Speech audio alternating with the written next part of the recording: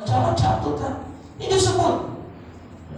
Waktu kita tak perasan tuan, dosa-dosa ni buat bagaimanalah tuan, Allah Ta'ala nak angkat dan terima. Tapi tuan, kita tengok sangka baik dengan Allah Ta'ala ni, kita kena pasak dalam hati kita. Tengok Rasulullah Sallallahu Alaihi Wasallam tuan. Nabi nak pergi ke Taif tu tadi, Nabi sangka baik dengan Tuhan, dengan harapan yang begitu tinggi, kan, supaya dakwah ini, orang Mekah dah tolak dakwah engkau, sebab engkau ya Allah. Tapi aku bersangka baik dengan Allah Ta'ala. Dia pergi lagi tuan ke sana, dan tak pernah pun terlintas dalam fikiran Rasulullah akan ada perbuatan-perbuatan orang Arab Quraisy yang buat tuan ni sebegitu teruknya kepada Nabi ketika Nabi sampai di kota Taif. Tapi sampai sana tuan, itulah kata tak disangkakan tuan. Tapi Nabi tak pernah memburuk sangka lagi. Dah begitu teruk sekali hingga kan malaikat dan tuan, dan dua penjaga gunung Al-Habasyatain tuan ni, dua penjaga gunung itu Mekah dan Taif itu tuan, berjajaran kan gunung itu. Sampai tuan tak sanggup melihat Rasulullah SAW diperlakukan sebegitu rupa. Lalu tuan ni dituan ni jumpa dengan Nabi. Boleh tak ya Muhammad izinkan kami terbalikkan? Lau anzalna hadzal Qur'ana ala jabal la ra'aitahu khashi'an. Bila kita baca ayat-ayat Quran, hati boleh tunduk. Kita belajar ilmu tuan, hati kita boleh tunduk. Bila hati boleh tunduk tuan, pandangan mata kita pun boleh tunduk. Akhirnya nafsu kita pun kita boleh tunduk. Sebab kita percaya pada hari pembalasan Allah Subhanahu wa Ta'ala. Rasulullah kata jangan. Rasulullah sangka baik lagi, mungkin tidak, tetapi zuriat-zuriat keturunan dia, ya betul tuan. Sampailah hari ini lahirnya tuan apa dia? Susur galur daripada keturunan Rasulullah Sallallahu Alaihi Wasallam, iaitu nama Az-Zaqaf. Tadi As-Saqafi daripada apa dia? Dekat Taif itu tuan, As-Saqaf. Baik, itu terhati Allah Subhanahu wa Ta'ala. Waktu kita lihat ni dosa-dosa yang orang buat itu tadi, dia menganggapkan apa? Tak apalah, muda sekali, hidup pun hanya sekali, enjoy lah dia tadi. Nanti dah tua nanti kita taubat. Masalah boleh sampai ke tua. Tu tengok ramai orang boleh tua tu. Kita orang pun banyak buat baik, kan, ada juga bersedekah. Apa kata cukup dengan itu, jadi masa ni kita enjoy lah habis. Itu tuan, jangan kita setiap hari jangan tuan apa naikkan gerak saham dosa tuan. Semakin banyak semakin meningkat. Kita sembahyang alhamdulillah, tapi Tuhan takut sembahyang itu tak terangkat. Sembahyang kita itu tidak diperhatikan, dilihat oleh Allah Subhanahu wa Ta'ala. Patut perintah untuk menjaga tuan ni pandangan, kemaluan dan jaga aurat ni, dia datang dengan ayat yang serentak. Buka dalam surah An-Nur kan, Allah sebut qul lil mu'minina yaghuddu min absarihim, katakanlah kepada para perempuan yang beriman agar mereka menjaga pandangannya, peliharalah kemaluannya, janganlah menampakkan perhiasan auratnya tuan, kecuali yang biasa terlihat. Apa tu kata Imam Hanafi kan tuan, yang biasa terlihat macam perhiasan gelang kan tuan. Dia duk pakai tuan apa dia?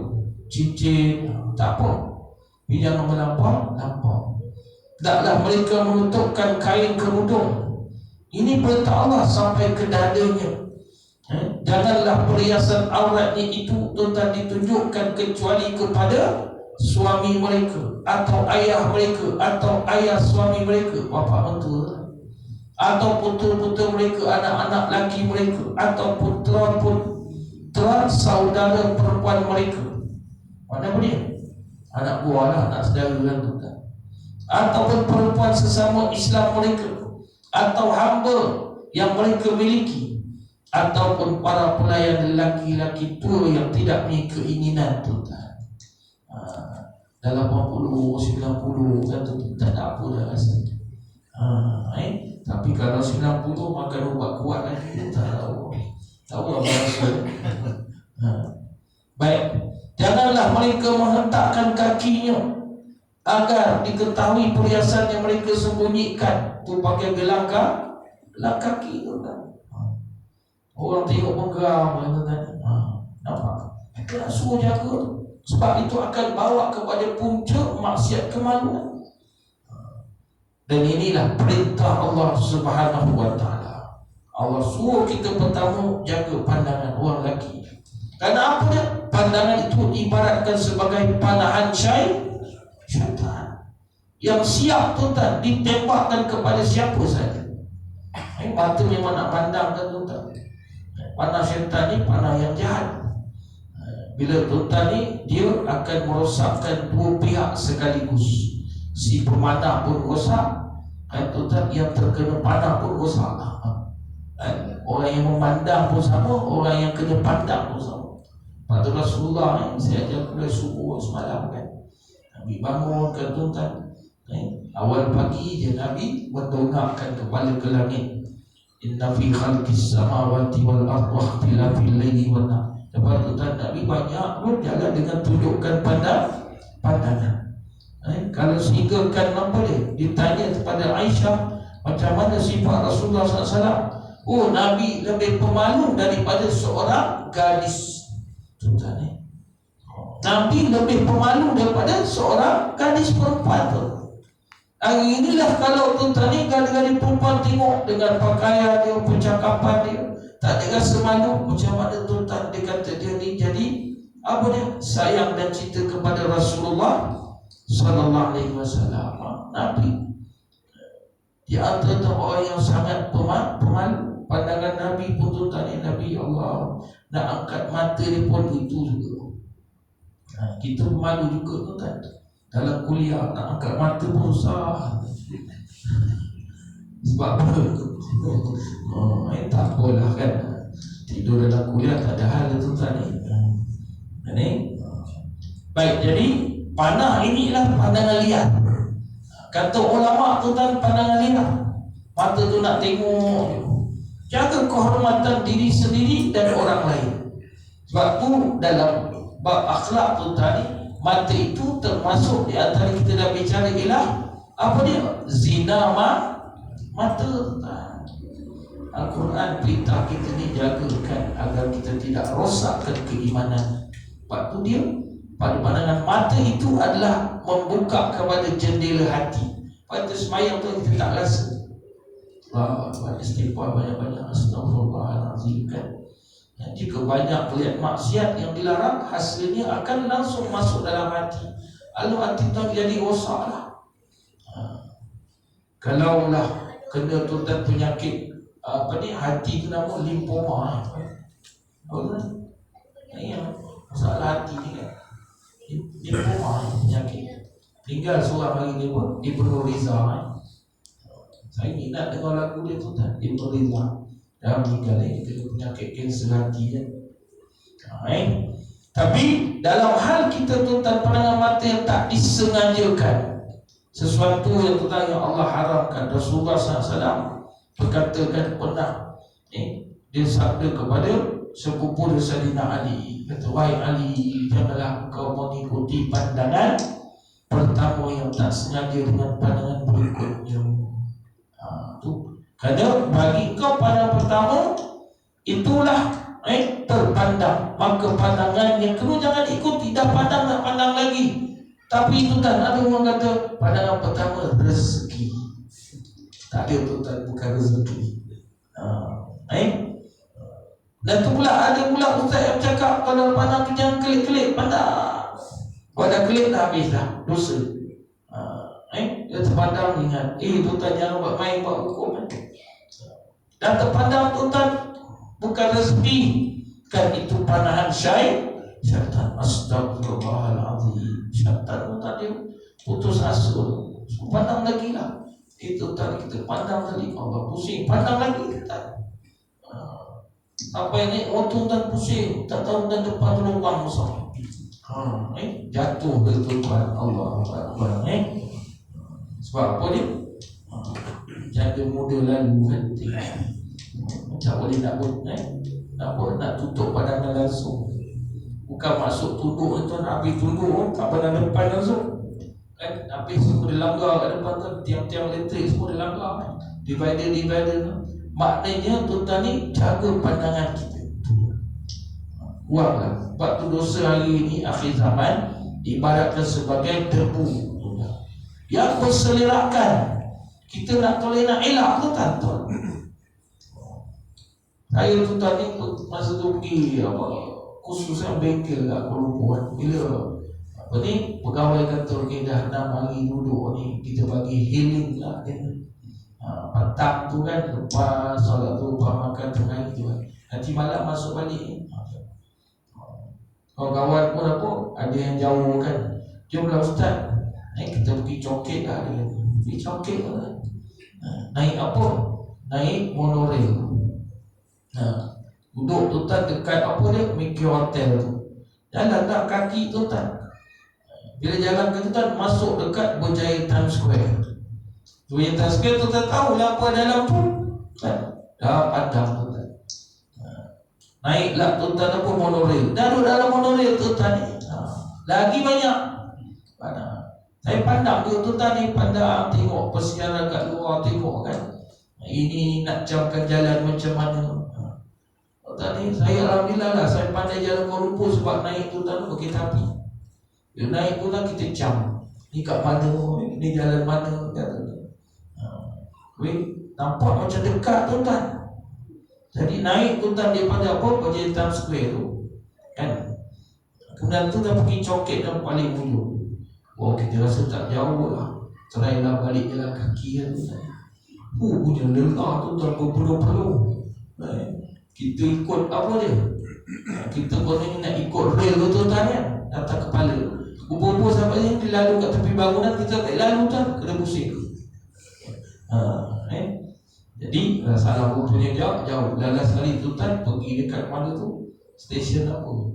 Raja Culang ke tu tuan. Naiklah. Kaki dah sakit dah tu tuan ni.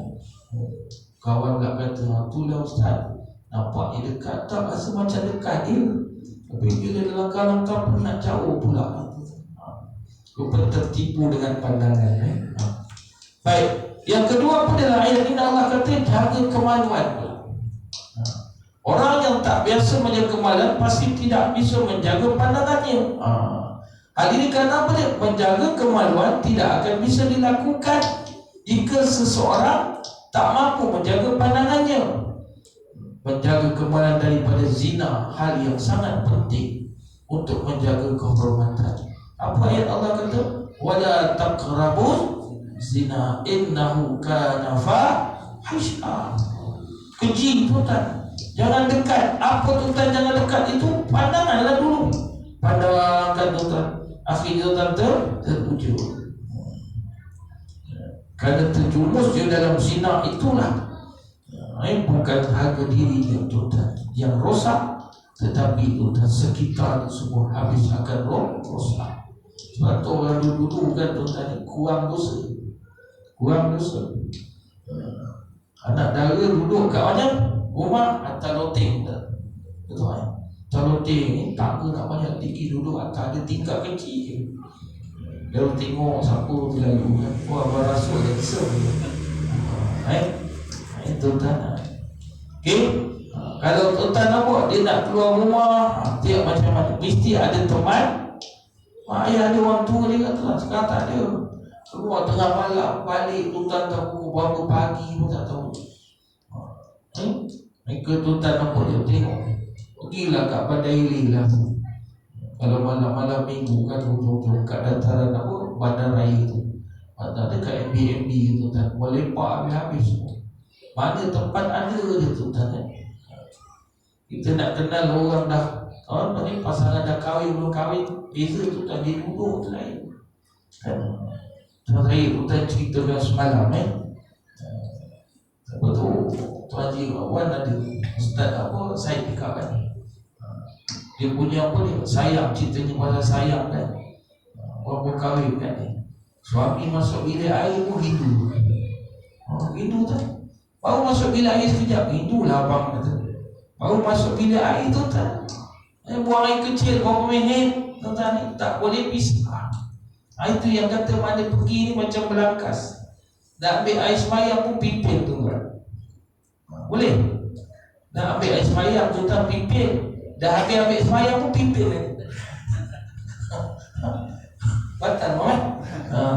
Batal kan. Sebab tak boleh nak tinggal. Cuba tuan ni sekarang ni dah 30 tahun, 40 tahun kahwin, ada gitu?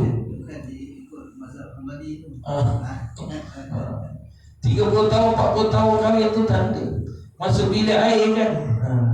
Lama ni duduk, tak ada lagi dah itu. Itu lama benar dah tu. Kecil tak tus itu kan. Kau nak masuk siap tunggulah kata. Nampak kalau dia dah masuk tu kau dah tunggu setahun baru kau dapat ni. Macam tu sekali. Siap-siap dia cakap orang tu ni kalau masuk dah tua pula tu dia cakap. Dah macam penyakit dah ada kan. Tak ada kata rindunya lama duduk kan. Kat setengah jam bilik air rindu lah abang tak ada tu tak. Jadi sebab itulah saya kata tadi ni Allah Ta'ala sangat melaknat tuan orang yang berbuat dosa ini, terutama ialah daripada kemaluan itu, daripada zina, dan menyamaratakan dia dengan orang yang berbuat syirik dan membunuh tuan. Dosa dia sama. 3 perbuatan dosa besar ini yang sangat dibenci oleh Allah Ta'ala. La taqrabu zina innahu kana fahisha wasa'a sabila. Itulah jalan yang seburuk-buruknya kata Allah SWT. Dan menjaga kemaluan juga inilah dikupaskan ulama ialah menjaga batasan aurat. Yang telah tu tadi jelaskan tadi kan, ada hadis Nabi banyak mintakan kepada orang mukmin dan mukminah tu kan menutup aurat ini supaya apa dia tidak dinampakkan, akhirnya menimbulkan syahwat pada pandangan mata orang yang memandangkan. Siapa dia yang boleh pandang? Itu pun tuan ni, kalaulah di antaranya suami isteri tuan ada hadis macam mana. Kalau tuan dengan mertua, jangan tuan ni aurat suami isteri boleh sama dengan aurat mertua pula tuan. Kacau. Pak mertua tengok geram ya tuan jangan. Adik-adik lelaki tu yang itu juga ada batas-batas dia, saudara perempuan. Semuanya tuan ada disebut dalam Al-Quran. Waktu di samping hal tersebut Allah menegaskan bahawa walaupun auratnya sudah ditutup, namun jika berusaha untuk dinampakkan cara yang lain, macam-macam cara lah. Sampai ke tuan ni apa dia? Nabi kata apa? Dilarang untuk menghentakkan kaki yang ada gelap, maka gemerincing perhiasannya itu terdengar. Allah Akbar. Apa tak lagi dengan cara yang lain, pakai pakaian ketat kan, menjuluk mata. Pakai apa lagi itu tak jarang. Tuan ni anak-anak sekarang musim kahwin kan tuan, musim kahwin. Mari tegurlah kan anak-anak perempuan, walaupun pengantin tuan kata ini rasa hidup sekali Ustaz. Sehidup sekali tuan jangan buat dosa tu. Yang tu pakai kan tuan, panggil Pak Imam baca doa pula. Kalau saya duduk kat Sabah tuan, saya dah pernah cerita dulu kan, malam ni kalau kita ni malam berinai, tempat saya duduk tu adatnya malam berbedak tuan. Malam berbedak saya tak tahu dia. Ingat malam berinai macam kita ni tuan kan, tak, malam berbedak tu lagi teruk pada malam berinai. Pengantin perempuan berkemban tuan, dia duduk dekat atas pelangin.